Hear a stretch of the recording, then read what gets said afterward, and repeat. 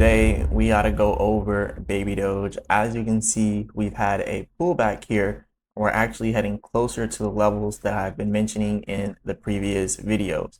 So this is a good thing for the people who want to buy at a discount. So that's what we're talking about today. And this is literally close to the low that I've been talking about for the longest time. We're looking at 8Z1. That's what we're looking at hitting very soon. Anyways, remember, not a financial advisor, none is financial advice, but let's go over this. So I see you guys are watching and you're looking for where you can either possibly get in at for the lows. And I've been mentioning this level for the longest time. Currently, right now, we are at 8Z1188. So 1188 is where we are at now. We just now bounced off of this support down here I've been talking about at 11.7, so 117. Now we still have not hit the Fibonacci at this bottom level right here, which is like 1111, right? 4 ones. So that level right there, we have not hit that level yet, but that is one that we're about to hit soon. But I've been talking about this a lot because I mentioned how Bitcoin is about to go down to about 100K to 99K, right? It could stop before there. It did just now bounce off the 108K support simultaneously while baby Doge is bouncing off the 117 support. So what we're really looking at here for Bitcoin, if Bitcoin hits this support down here at about 104K, then what we see is baby Doge hitting 117. It's going to be the equivalent of baby Doge hitting 111, not 117. 111 is going to be equivalent of baby Doge coming down here to that support.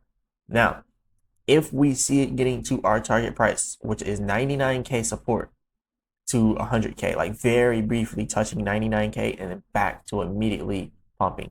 If we see that happen, then we hit our target price in baby Doge at 8Z1. And it looks like we are about to hit that. And there is a possibility that when we see Bitcoin at 99K, we possibly see baby Doge at 9Z8. I don't think it's going to happen like that because that's a much larger drop than what we're anticipating. So we can actually go ahead and calculate our percentages here, taking this, bringing it down to here. So that would be a 30% drop from where we are now. 30% drop, as opposed to Bitcoin going down to its area here at 99K. At 99K, Bitcoin would then be down about 10%. So technically speaking, from where we are now is a 10% drop for Bitcoin. So technically speaking, baby Doge has the possibility to hit 9Z8. So listen up when I tell you guys this. You're going to have two different opportunities that are possibly going to show themselves here for baby Doge. You're either going to be able to buy at 8Z1 or 9Z8. One of these two levels is going to get hit and then it's going to recover from that level. So you want to pay attention to that because you might be able to get in at a cheap price. Now, just to kind of put things into perspective, people are probably like, yeah, it doesn't matter. No, it kind of does, because at 9Z8, if we go up to this level here at 1600, which is a resistance that we're always constantly hitting, then that would be an easy 100%. You're making an easy 100% if we hit 9Z8 and then continue to go up to that level at 1600. You're making a very easy 100% at that point, right? And then if we go down to, let's say, 8Z1 and we do the same type of recovery, then you're looking at 65%. But you're still looking at a good amount of gains going up to 1600 from 8Z1. So it's a very good opportunity to buy, and we're seeing that Bitcoin is still pulling back and it might continue to pull back.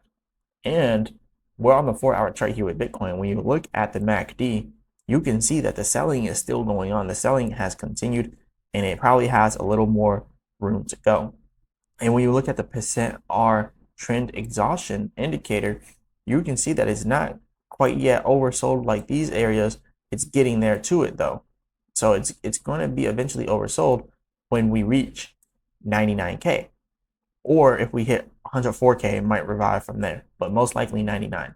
So we're still seeing that we have the possibility to continue to pull back here inside of Bitcoin, which is then going to bring what? Baby Doge down lower. So we're also seeing on the MACD, we still have some selling pressure to go with Baby Doge. And we can also see here on the percent R trend exhaustion, we also have some selling pressure that could continue to go for Baby Doge. So you want to watch out for that. We're going to have very good opportunities to end up buying at 8Z1 and 9Z8. Remember those two levels, mark them on your charts if you have to. 8Z1, 9Z8. When we hit these levels, these are very, very, very good support levels. And they're the bottom levels, like the complete bottoms. Like Baby Doge does not go below these levels. Like if it does it very briefly and then it immediately recovers. So these are the levels that you want to be buying in at. Anyone who's thinking about selling because you bought in at the top, like let's have a real conversation.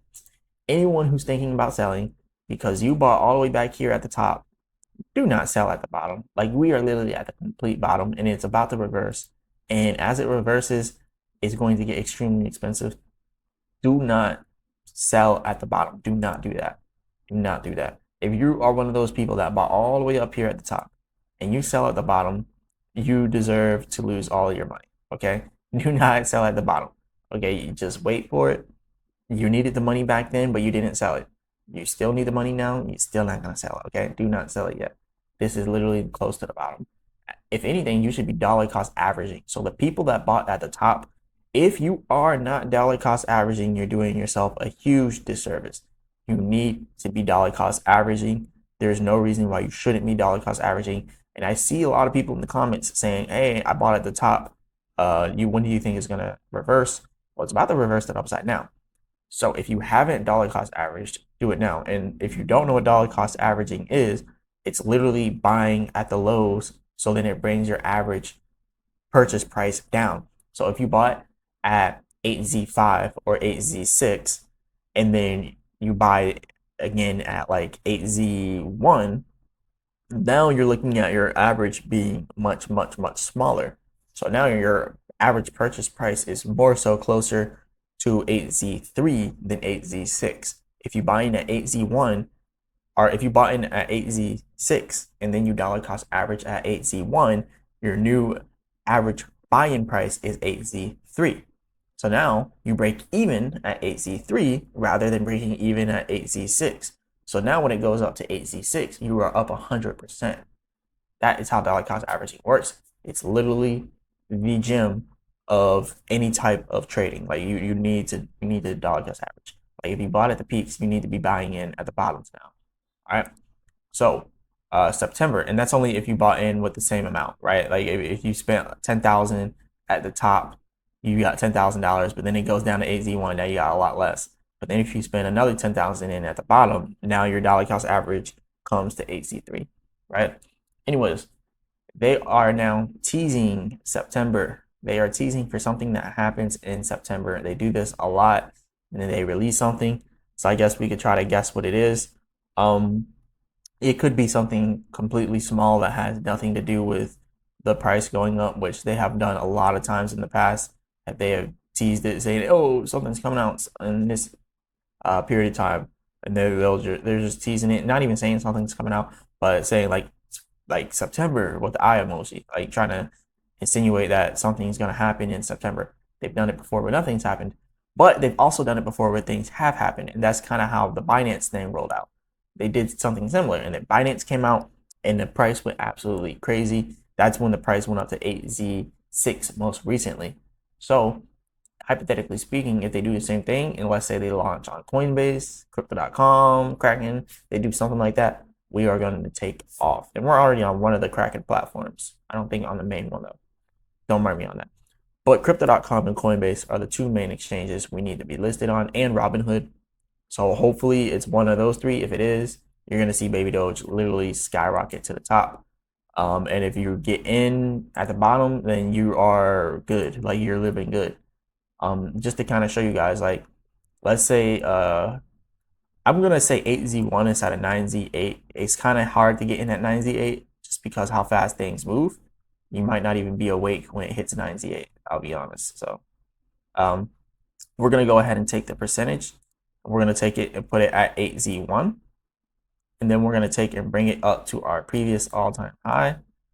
And if we get listed onto Crypto.com, Coinbase, or Robinhood, then we'll more than likely do something like this and hit our previous all-time high and probably get a little bit above it, but we're just going to look at the previous all-time high, right? So that's a 570% gain to 8Z66. So that's from 8Z1 to 8Z66. If we get listed on the Coinbase, Robinhood, or Crypto.com, we are eyeing 8Z66. That's the price that we're trying to get in at, or get out at. So let's say you put $1,000 in, divided by 1, 2, 3, 4, 5, 6, 7, 8, 1. That's going to give you 1 trillion multiplied by 1, 2, 3, 4, 5, 6, 7, 8. I think that's 8 zeros right there. This right here is actually a little bit more than 8 zeros. Let's take out 1 0. Now we're at 8 zeros. All right. And then let's go ahead and multiply that by 66. That's the previous all-time high. $6,600. So you put in $1,000 at 8Z1 and you write that to 8Z66. You are now getting $6,600 from that. You put in $10,000 at 8Z1 and you write that up to 8Z66. Now you're getting $66,000.